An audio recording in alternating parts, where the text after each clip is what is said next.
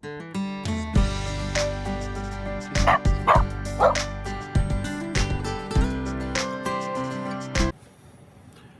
morning, Adventures of Casey here. I know it's been a little bit of time since we've posted any videos. We got a couple new pieces of gear over the last little bit, and we haven't had a chance to test them out yet, but I did want to at least get something posted up for some initial impressions. So we're going to start off with the JetBoil Genesis cooking system. That's what we got going on today. Okay, so this is the JetBoil Genesis cooking system. We picked this up on sale a little bit ago. Have not had a chance to get out and try it yet, but so far we're impressed. One of the things that we are trying to do, even though we have a Ram 2500 that hauls us around, is to try and conserve a little bit of weight and space. The last time we were on the scale for a long trip, we were pushing 11,000 pounds, which is about 1,000 over our GVWR.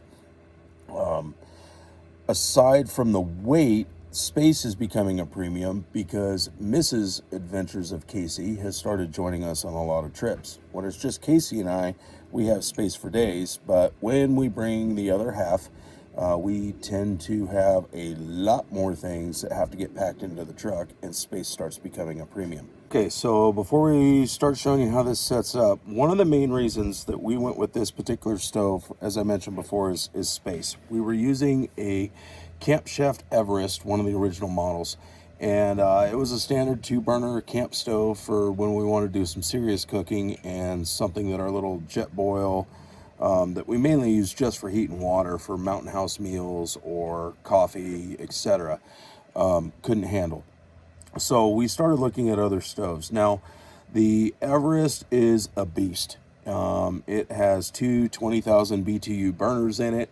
But what we've found out over the years is rarely do we need that much heat, and a lot of times it has too much heat. Our friend at Sawdust's Life has taught us how to cook pozole and some other stuff out in the woods, and when you need a good simmer, the Camp Chef was just very difficult to keep simmering.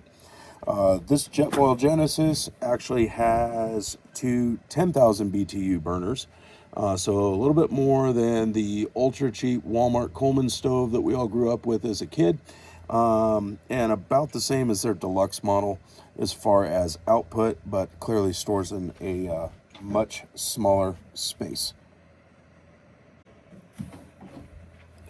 So let's show you guys how this sets up. So open up the case. The stove, fairly compact, just folds up just like this, nice little circle.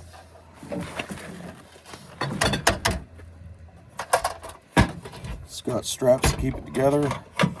We go ahead and we open it up, and we have a 2-burner stove. The regulator also stores in the bag. And like I said, with this regulator, we can either run it off the 20-pound tank that's always hard mounted on the truck, or we can run it off the small bottles. Either way is going to be an option for us. So that won't really change how we're using the stove. Go ahead and screw our fuel bottle in, and we're set. So now it is a little bit breezy out today. This does come with a wind guard that also fits in the case. It's plastic. I'm not really sure how much I like it. I'm going to show you guys how it sets up. It's a little wonky. There's little tabs inside the stove, or on the bottom of the stove. In my opinion, it's not exactly super secure. Yeah, it'll work in a pinch, but in reality, I think what's going to happen is we're just going to go ahead and use one of the aluminum folding ones that we have from our backpacking days. And yes, that was a long time ago. I'm too fat to backpack now. But it'll work well for this in the event that we need wind. So you can kind of see it there, like I said. So it comes with something, so at least you're not, completely dead in the water, but I'm not sure how much we're actually going to use that.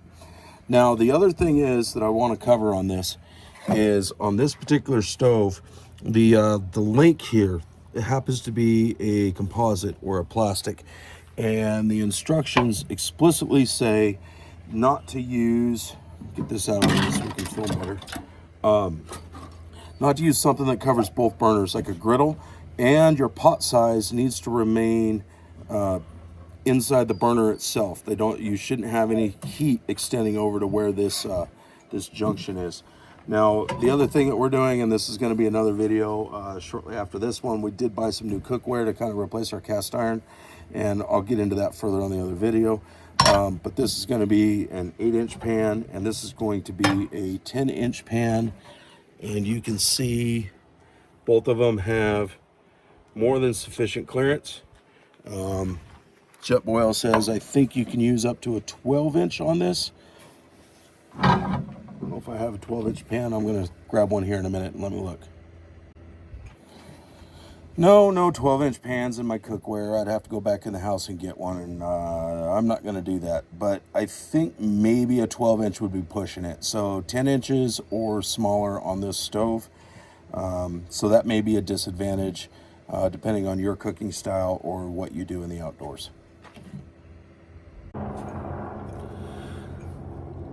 So one of the things I did want to address on this is the regulator issue. So there was quite a problem with these stoves when they first came out a couple years back. The regulators were failing or clogging and causing issues. It appears that JetBoil's fixed that from my online research, but again, I have no idea. We're hoping to get out in the next week or so, maybe two, and do a quick overnight where I can get a better field test. We are not endorsing this cookware set just yet. This is more of a, hey, look what we found video.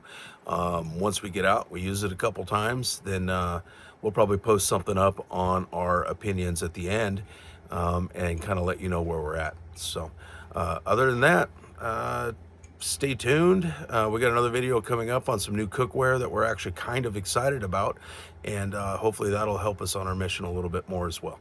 All right, until then, get out there and adventure.